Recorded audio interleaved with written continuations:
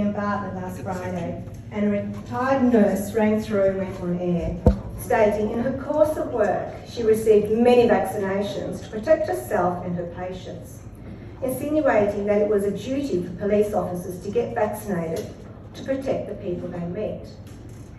I have two boys. My eldest is a volunteer firefighter, and he's been called out to many bushfires.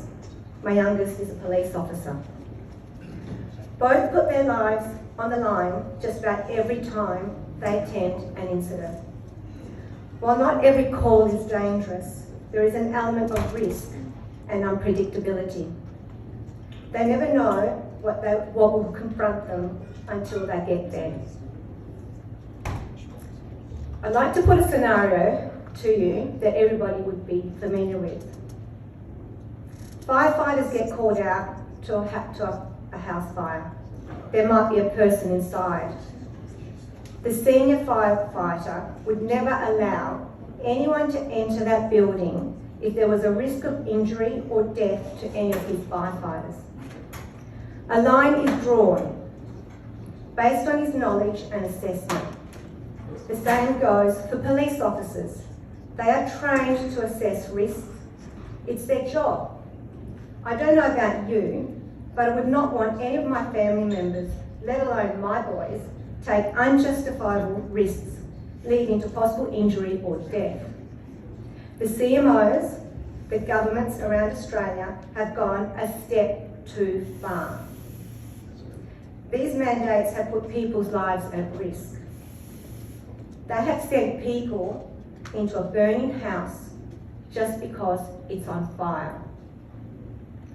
So Ben, just like to tell you again, myself and my team, or our team, stand by you and your colleagues, and we're not going away anytime soon.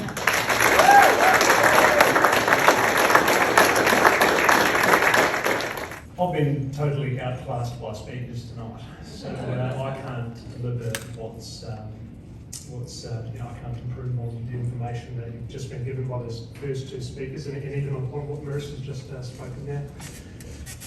My role in this is, what I lack in perhaps wise words like this, I'm trying to make up, and hopefully what time will prove to be worthy sacrificial action. And I, myself and my friend Les Finlay, we've taken it upon ourselves to hold the line here and to take on the risk of Supreme Court loss, and we're wearing it, and it's real. I was reading 15 pages today of this is the fallout from the loss of the judicial review. The two sides of lawyers arguing over how they're going to apply $1 million worth of costs. I don't know the exact figures, it'll be pretty up. But I'm honoured to do it, and I'm glad I wouldn't be anywhere else. And it's right. And in the face of it, I thought, do you come this far? And I listened carefully to my lawyers, because I didn't want to just pursue appeal for appeal's sake. I'm not afraid of the loss and just understanding and accepting it, but I listened carefully to the lawyers, and they've outlined a simple, quite concise appeal where we're only going to bring forward a couple of points, the strongest points, the points that would have the most traction and hopefully succeed. And we're shaping the appeal to first go to the Court of Appeal, which is the WA court, but we're shaping it now today to attract success in the High Court if we find ourselves there, which could be a couple of years away. And it's just an honour to do it, and it's an honour to, allow the loss has such value because we enabled a justice to articulate in time how this topic is being treated. And it's undeniable when you understand how the evidence that was given in court and the concerns by the good people here, we understand that there's a problem. Myself and my colleagues and Liz Finlay, we're laying down our jobs at this time to raise the alarm, and that's actually the real core of it. It's easy to get sacked. We can do that pretty quickly. Most of us go to work and within 5 minutes do some kind of an act to get sacked, but to hopefully look at the past and look at archetypal stories and to try to shape a worthy, to keep this act right and to ensure that if we must lose, that we lose with dignity and that it writes important chapters in history, and to persevere with integrity. And I'm aiming for that. I'll make mistakes. I'm human, but I'm aiming for the highest. And it's just wonderful to be here tonight. Every time I come to these events, it's just I find wonderful familiar faces of people that I've met, and it's so good. This is the beginning. This is what this is the underground movement. If this thing that we see on the horizon, this dark period that could come, a period of tyranny, might last for 50 years, might last for 100 years, 200 years. The underground movement starts straight away, and this is it. It's good people coming together. This is fellowship. If you're a religious person, it's church. Look at it. It looks like church. This is wonderful. It's beautiful. I love it. And I'm so grateful to the wonderful supporters. And it's so reassuring to me. And I hope that I can keep my composure as I move ahead in this, that I don't allow ego, don't allow spotlight, or don't allow human, worldly things to catch my attention. But it's,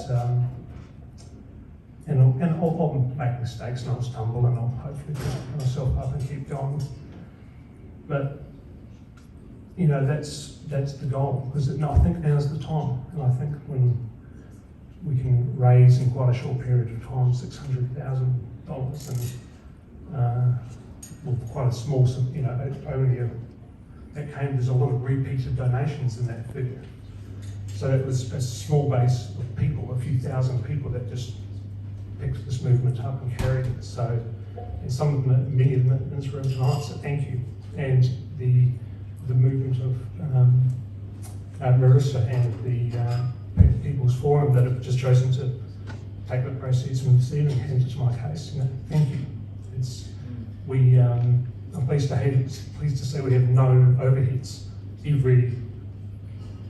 There's no costs, there's no secondary costs, there's no everything we have just goes straight to our good lawyers. It's all volunteer. So just an update on the case. The appeals are lodged. It's going to be a very basic case. Because we want to win. We don't want to make it'll be very concise, just a couple of points, and we'll hopefully get that lodged within sort of 3 or 4 weeks, and then we'll have a court date that'll be given. That'll be about a year away, and that's the waiting time for the Court of Appeal. But that's good, because for those of us who have seen, the bricks are falling out of the wall. Already we've seen in the last 6 months, even the West Australian is occasionally writing an article just referring to little things you couldn't say 6 months ago. So have faith, and the delay is good. I'm happy for a win whenever it occurs, even if it's in 20 years' time when my bad decision gets overturned. I'm happy for that win too. And this is how the fight starts. And so it's right, and I'm grateful for the support. and I'll keep going, because what's the alternative? What do we do? We fight now before we fight in the streets. And that's what I'm